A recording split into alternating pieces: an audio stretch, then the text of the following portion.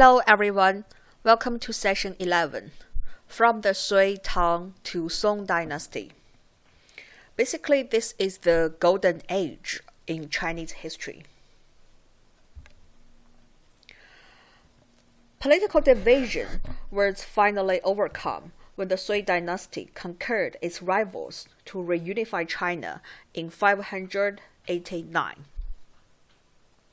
Although the dynasty lasted only 37 years, it left a lasting legacy in the form of political reform, the construction of roads and canals, and the institution of merit-based exams for the appointment of officials.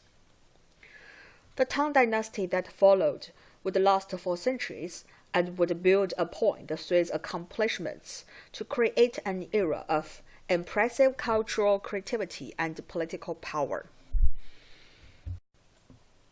Okay, let's look at the Sui dynasty first. In the 570s and 580s, the long period of division in China was brought to an end under the leadership of the Sui dynasty. Yang Jian, who both founded the Sui dynasty and oversaw the reunification of China, was from a Chinese family that had intermarried with the non-Chinese elite of the north. In addition to conquering the south, the Sui reasserted Chinese control over North Vietnam and campaigned into Korea and against the new force on the steppe, the Turks. The Sui also strengthened central control of the government by curtailing the power of local officials to appoint their own subordinates, and by instituting in 605 CE competitive written examinations for the selection of officials, a practice that would come to dominate the lives of educated men in later centuries.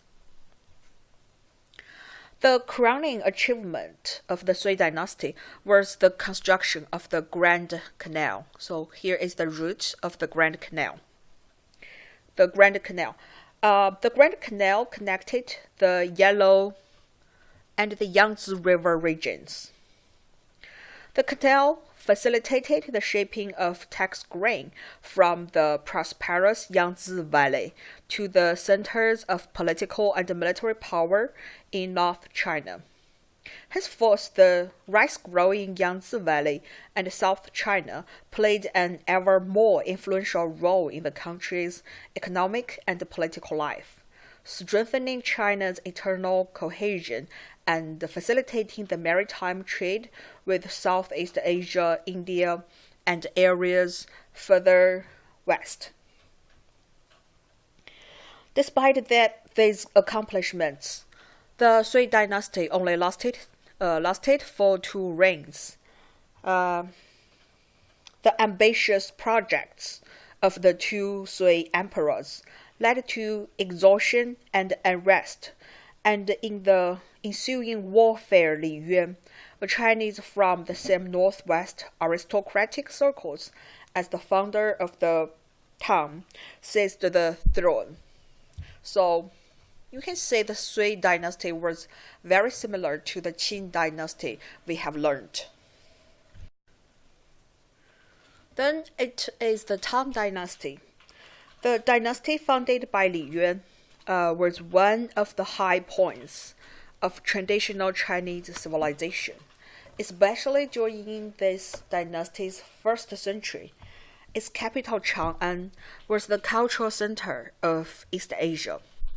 This position of strength gave the Chinese the confidence to be open to learning from the outside world, leading to a more cosmopolitan culture than in any other period before the 20th century. So we have learned medieval Japan. Japan sent lots of scholars and elites to learn from the Tang dynasty. The Japanese even built a capital very similar to Chang'an. So this is the map of the Tang Dynasty. From the map, you can see the ruling regions of the Tang Dynasty expanded a lot. And also the Tang Dynasty had lots of protectorates. Like here, today's Mongolia. Here, the north parts of China. And here, the Manchuria region. Here is the Xinjiang province, further to Central Asia, and also part of North Vietnam and Korea. The first two Tang rulers, Gaozu and Taizong, were able monarchs, adding auxiliary troops composed of Turks, Tanguts, Haitans, and other non-Chinese, led by their own chieftains to their armies. They campaigned into Korea, Vietnam, and Central Asia. In 630, the Chinese turned against their former allies, the Turks, gaining territory from them and winning for Taizong the title of Great Han. So that for a short period, Taizong was simultaneously head of both the Chinese and the Turkish empires. I will talk more about the second emperor of the Tang Dynasty, Taizong. His real name is Li Shiming, ruling from 626 to 649. He was also seen as the co-founder of the Tang Dynasty with his father, rebelled against Sui. So this is a picture of Taizong at that time. Taizong is typically considered to be one of the greatest emperors in China's history, and henceforth his reign became regarded as the exemplary model against which all future emperors were measured. His era, the reign of Zhenguan, is considered a golden age in ancient Chinese history and was treated as required study materials for future crown princes. Under the Zhenguan era, Tang China flourished economically and militarily, as I mentioned before. So he gained the title of Great Han, and he became the emperor for both Chinese people and the Turkish people.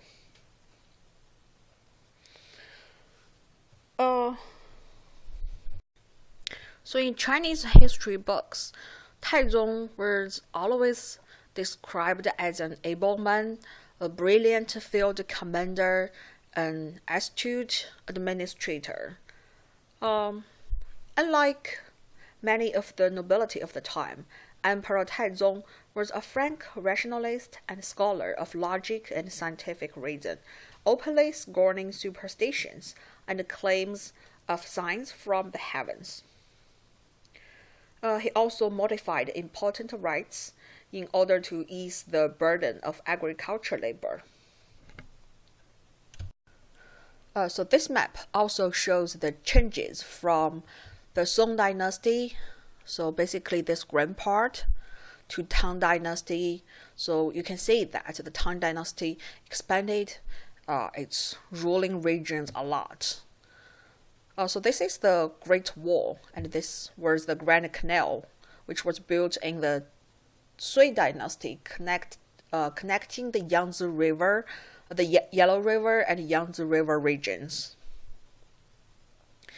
The Song Dynasty was not good at military conquering, so the territory became smaller. This slide is about accomplishments in the civil sphere.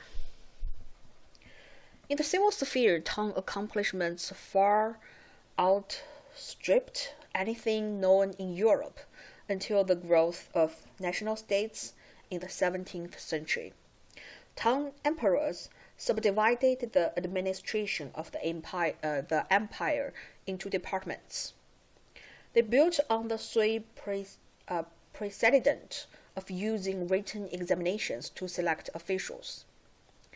Candidates had to master the Confucian classics and the rules of poetry, and they had to be able to analyze practical, administrative, and political matters. Government schools were founded to prepare the sons of officials and other young men for service as officials. So this is a picture showing the young men were participating the national examination. And also, gender equality probably can be seen in the Tang Dynasty. So here we are going to talk about two powerful women. Well, probably only one powerful woman. The other one, she was famous for her beauty. So this one was Wu Zetian. He was the concubine of Emperor Taizong, and then married his successor, Taizong's son, Emperor Gaozong. So according to the hearings, Wu Zetian was a very determined and beautiful woman. She became the Empress Wu after Gaozong's death. Another story says that Wu Zetian even killed her daughter in the power struggle. So the importance to history of Wu Zetian's period of political and military leadership includes the major expansion of the Chinese Empire, extending it far beyond its previous territorial limits, deep into Central Asia, and engaging in a series of wars on the Korean Peninsula. And also, Wu Zetian was famous for her state support for Daoism, Buddhism, education, and literature. So the picture on the left was a painting of the first one and the only Empress Wu. So lots of Chinese historians accused Wu Zetian as an evil usurper, but actually she was a very effective leader. The second famous woman, her name was Yang Guifei. She was a concubine of the Emperor Xuanzong. So Xuanzong, he was the grandson of Taizong. Yang Guifei was seen as one of the most beautiful women in Chinese history, but people blamed her for the decline of the Tang Dynasty in the Anlu Shan's rebellion. This is a figurine of a woman. Notions of what makes women attractive have changed over the course of Chinese history. Figurines found in Tang tombs like this one show that full-figured women with plump faces were admired in the mid and late Tang. Emperor Xuanzong's favorite concubine, Yang Guifei, like the most beautiful woman, was said to be a plump woman, and the fashion is thought to have spread from the court. Now we are moving to mid-Tang. Let's talk about the Emperor Xuanzong and Anlu Shan rebellion. So, I made a mistake in previous slide because Xuanzong was the grandson of Wu Zetian. He ran a brilliant court and patronized the leading poets, painters, and artists in his early years. In his later years, however, he crazily fell in love with the woman Yang Guifei. He did not want to be bothered by the details of government.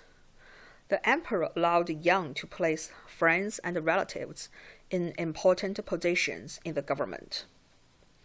One of her favorites was the general Anlu Shan, who, after getting into a quarrel with Yang's brother over control of the government, rebelled in 755. Xuanzong had to flee the capital Chang'an, and the troops that accompanied him forced him to have Yang Guifei executed. So the picture on the left was a painting of An Lushen, and from this picture you can tell that he was not a typical Han Chinese man. He looks more like a man from the Normandic north. The rebellion of An Lushen was devastating to the Tang Dynasty. Peace was restored only by calling on the Uyghurs, a Turkish people allied with the Tang. So, Tang looted the capital after taking it from the rebels. After the rebellion was finally suppressed in 763, the central government had to keep meeting the extortionate demands of the Uyghurs. Many military governors came to treat their provinces as hereditary kingdoms and withheld tax returns from the central government. In addition, eunuchs gained increasing power at court and were able to prevent both the emperors and the Confucian officials from doing much about them.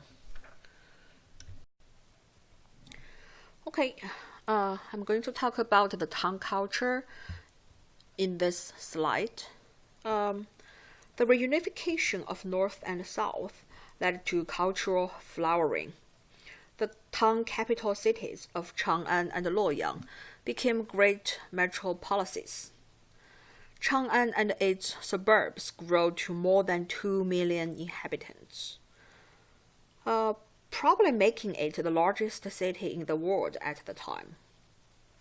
The cities were laid out in rectangular grids and contained 100 odd-walled blocks inside their walls, like the gates of the state. The gates of each block were locked at night. So this picture is a digital reconstruction of the Chang'an city. I apologize for this unclear map, but this is a map of the Chang'an city in Tang Dynasty. In these cosmopolitan cities, knowledge of the outside world was stimulated by the presence of envoys, merchants, and pilgrims from neighboring states. Because of the presence of foreign merchants, many religions were practiced, including Nestorian Christianity, Manichaeism, Zoroastrianism, Judaism, and Islam, although none of them spread into the Chinese population the way Buddhism had a few centuries earlier.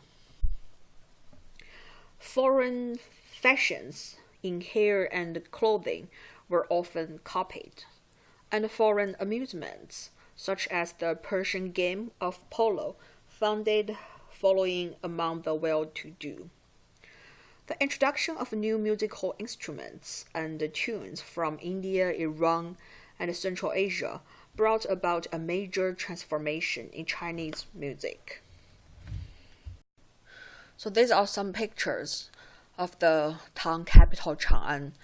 Some of the architectures were rebuilt in modern China.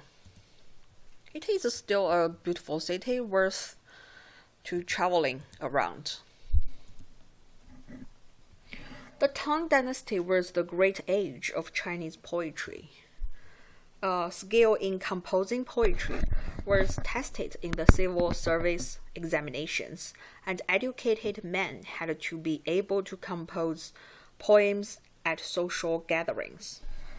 The pain of parting, the joy of nature, and the pleasure of wine and friendship were all common poetic topics. In Tang times, Buddhism fully penetrated Chinese daily life.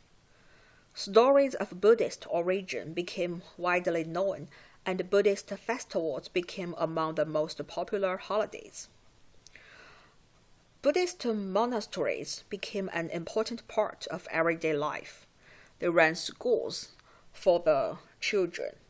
In remote areas, they provided lodging for travelers. Merchants entrusted their money and wares to monasteries for safekeeping, in effect transforming the monasteries into banks and warehouses. The wealthy people often donated their money or land to support temples and monasteries, making monasteries among the largest landlords. At the intellectual and religious level, Buddhism was developing in distinctly Chinese directions. Two schools that thrived were Pure Land and Chan. Pure Land appealed to lay people because its simple act of calling on the Buddha Amitabha and his chief helpers, the compassionate Bodhisattva Guan Yin, could lead to rebirth in Amitabha's paradise, the Pure Land. Among the educated elite, the Chan school, also known as the Zen in Japan, gained popularity. Chan teachings rejected the authority of the scriptures and claimed the superiority of mind-to-mind transmission of Buddhist truths. The Northern Chan tradition emphasized meditation and monastic discipline. The Southern tradition was even more iconoclastic, holding that enlightenment could be achieved suddenly through insight into one's own true nature, even without prolonged meditation. So we can see that actually the Chan school had some Taoism elements. Opposition to Buddhism re-emerged in the late Tang period. In addition to concerns about the fiscal impact of removing so much land from the tax rolls and so many men from the labor service force, there were concerns about Buddhism's foreign origins. As China's international position weakened, xenophobia surfaced. During the persecution of 845, more than 4,600 monasteries and 40,000 temples and shrines were destroyed. So more than 260,000 Buddhist monks and nuns were forced to return to secular life. Although this ban was lifted after a few years, the monastic establishment never fully recovered. Buddhism retained a strong hold among lay people, and basic Buddhist ideas like karma and reincarnation had become fully incorporated into everyday Chinese thinking. But Buddhism was never again as central to Chinese life. So these are some Buddha figures which were made in the Tang Dynasty. Now I'm going to talk about a very important Buddhist site on the Silk Road, the Mogao Caves. The Mogao Caves is also known as the Southern Buddha Grottos or Caves of the Southern Buddhas. It was at the center of Dunhuang. So Dunhuang was an oasis located at a religious and cultural crossroads on the Silk Road in Gansu Province, China. So the Buddhist monks or believers started to build these caves in the Han Dynasty, but it really flourished in the Tang Dynasty because the very active transformation, communication between the East Asia and Central Asia. So this picture was taken in 1907 by some Western colonists. The Western colonists stole a great amount of very precious Buddhist records, paintings, and figures in the 19th and the 20th centuries. Okay, so at the end, I will provide you an opportunity for extra bonus point. This is a picture from the Mogao Caves. So have a guess. What is this man doing? Send me an email of your answer. If your answer is correct, you will get 1 extra point. But if you send me the email, even your answer is not correct, I will still give you 0.5 point. Thank you very much for listening to today's session. I don't have time to cover the Song Dynasty, but I provided 2 documentaries and some reading materials on UB Learns to help you to understand the Song Dynasty. As I said before, although the Song Dynasty was not very good at military conquering, but it still had lots of cultural and art accomplishments.